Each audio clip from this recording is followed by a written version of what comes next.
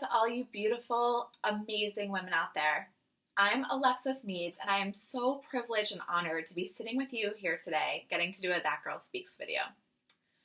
So I am that girl because I am not afraid to say that I love myself. I am that girl because I am not afraid to say that I am beautiful, and so are you. And finally, I am that girl because I am not afraid to sit with you here today, sharing with you my most personal stories and my failures, because I think we can all learn from each other. Now, I am going to take you back with a personal story about 10 or so years to when I was graduating high school and entering college. And at that time, I didn't really like myself. I didn't like my body. I didn't think that I was pretty. I didn't think that I was popular, that I had enough friends. I didn't even date because of my lack of confidence, and I just figured, why would anybody like me? So you can imagine that I was surprised when I got to college and I met my then boyfriend, who I was with for a few years, who I thought was amazing. I thought he was so good looking and popular, and I thought he was so much better than me. I couldn't imagine why he'd like me. But we fell madly in love, and things were good, and we were on and off kind of throughout college. And eventually we broke up. And it took me years of kind of grieving this relationship and figuring out why it was so hard to get over this. And what I realized was that it wasn't even necessarily the relationship that I missed, or even this particular person necessarily that I missed. What it took me so long to realize was that what I missed was him bringing out the best version of myself.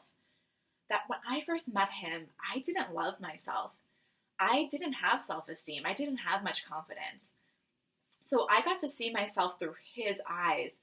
And this can be a dangerous thing because we end up placing our value outside of ourselves, whether it's another person or having the best job or the best clothes. We always need more and more of it in order to feel good about ourselves. And when I realized this, that it wasn't even necessarily the relationship that I was grieving or missing, but that it was me. It was that version of me that I got to be, that I truly missed, and that I wasn't faking it, that it wasn't something that just existed in this relationship. It was who I was. It was my birthright. And maybe you can relate to this when you're first in a relationship or you're first dating someone and you get to be that best version of yourself.